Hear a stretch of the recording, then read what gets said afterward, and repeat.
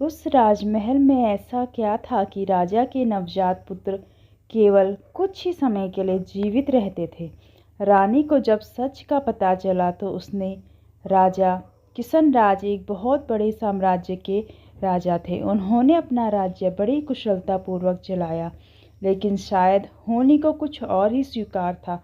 राजा किशनराज का निधन आकस्मिक हो गया तो उनके लिए एकलौते पुत्र सव्यराज को उनकी गद्दी दी गई। नौजवान राजा आखिर था तो किशनराज का ही पुत्र। वो भी अपने पिता की तरह बहुत ही प्रतिभाशाली था। उसने कुछ ही समय में राज्य की सारी बागडोर अच्छे से संभाल ली। राजा की माँ यानी किशनराज की पत्नी पहले ही स्वर्ग सिधार चुकी थी। राजा अपने पिता की इकलौती संतान था और अब उनके माता और पिता दोनों ही नहीं थे।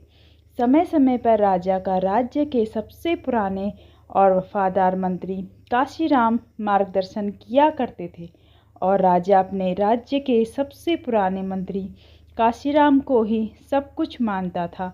एक दिन काशीराम ने राजा को अब विवाह करने की सलाह दी। राजा को उन्होंने पास के राज्य की राजकुमारी प्रेरणा के बारे में बताया। कहा कि प्रेरणा बहुत ही गुणवती और संस्कारी है, साथ ही समझदार भी। आपके साथ इस राज्य को चलाने में भी आपको बहुत सहयोग करेगी।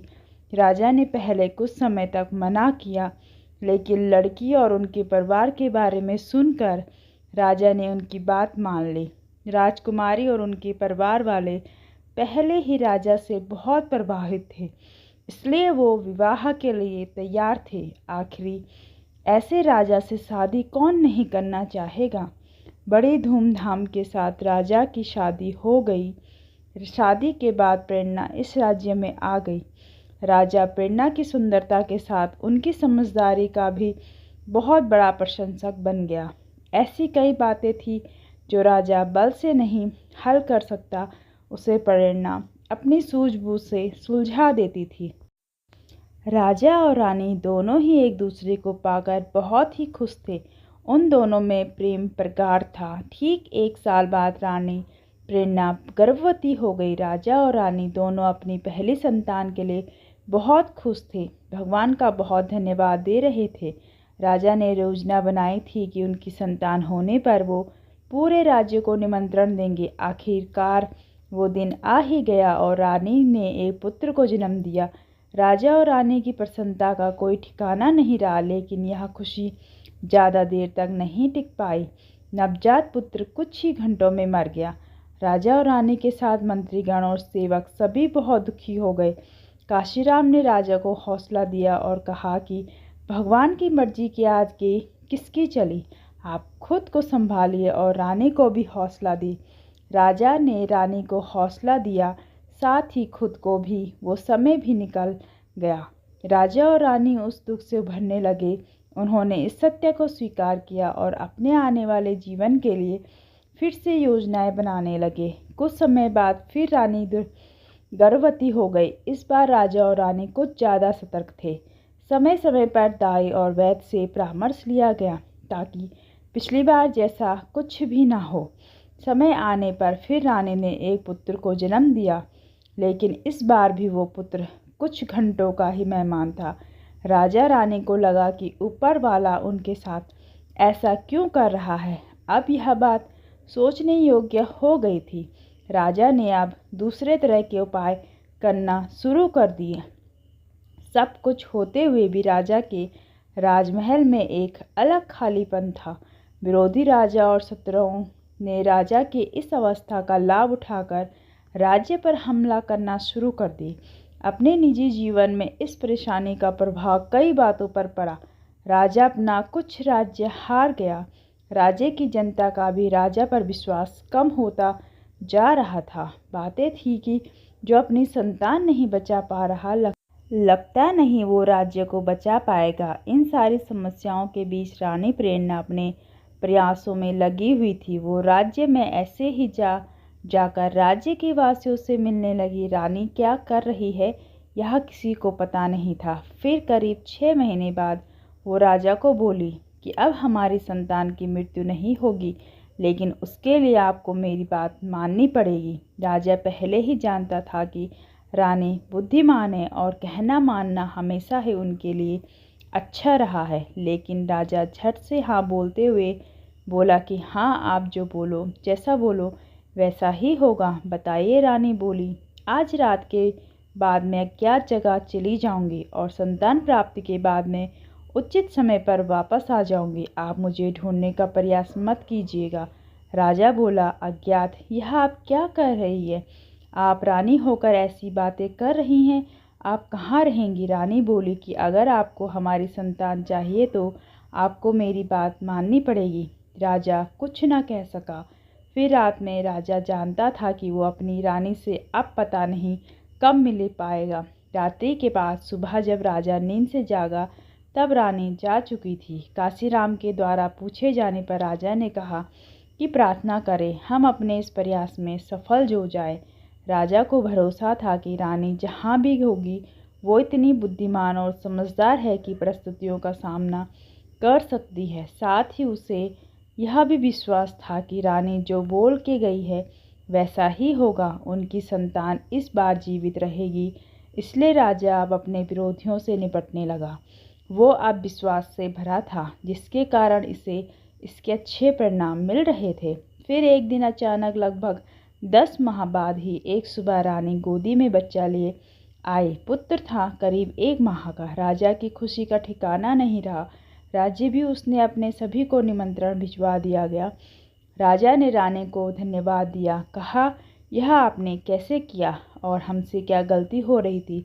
रानी बोली, उचित समय पर आपको बता दूंगी। राजा अपने महल में नए मेहमान नन्हे राजकुमार के साथ बहुत खुशी खुशी जीवन व्यापन करने लगा। साथ ही राजा के साथ राज्य का विस्तार होने लगा। लेकिन पुत्र के आने के बाद रानी में बहुत सारे बदलाव हुए। रानी अब पहले जैसे नहीं रही। ऐसा सोचना राजा का था। रानी राजा को अपने समीप भी नहीं आने देती थी।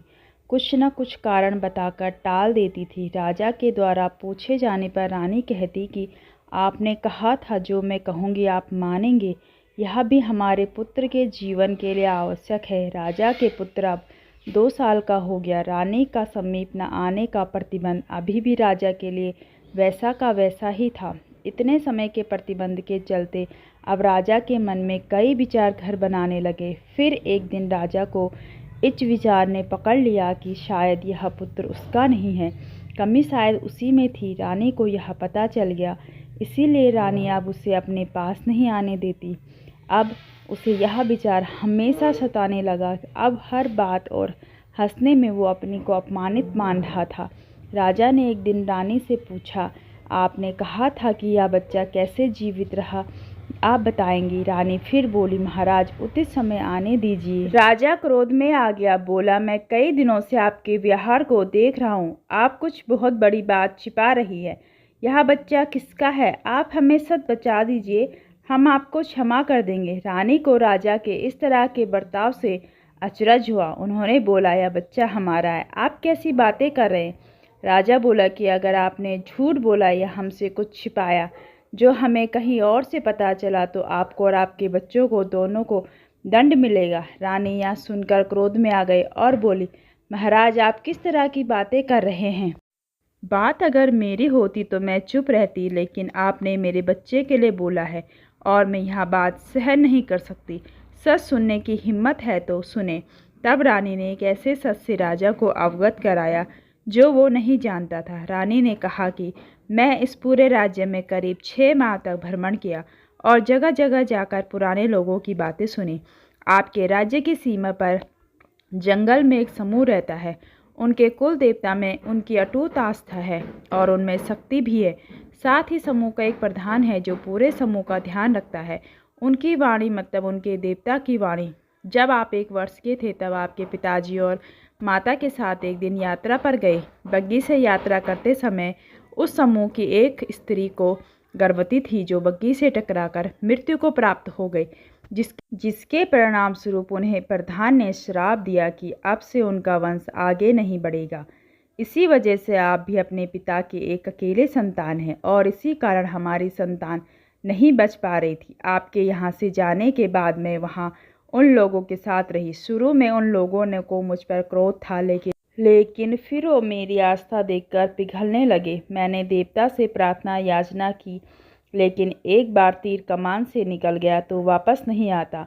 हमारी संतान फिर पैदा होते ही चली गई। फिर राजा पूछता है, तो यह बच्चा किसका है? मेरे समय के साथ ही वहाँ एक और स्त्री भी गर्भवती थी।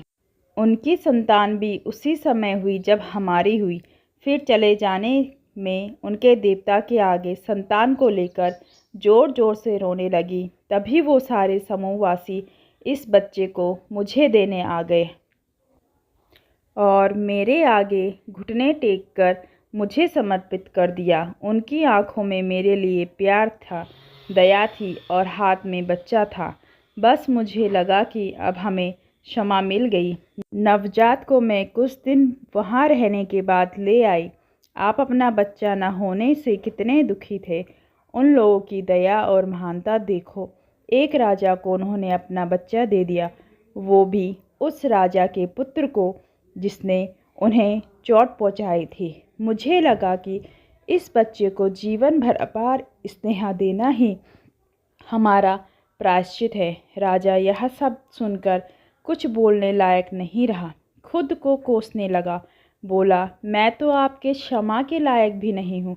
अपने परिवार की इस शराब का पता मुझे नहीं लगा और आपने इतनी तपस्या की। मैंने आपसे विवाह करके आपके साथ अच्छा नहीं किया। मुझे क्षमा करें। रानी ने कहा कि शायद मेरे द्वारा ही इसका पता लगाया जा सकता था। भगवान मुझे आपके पास ले आए।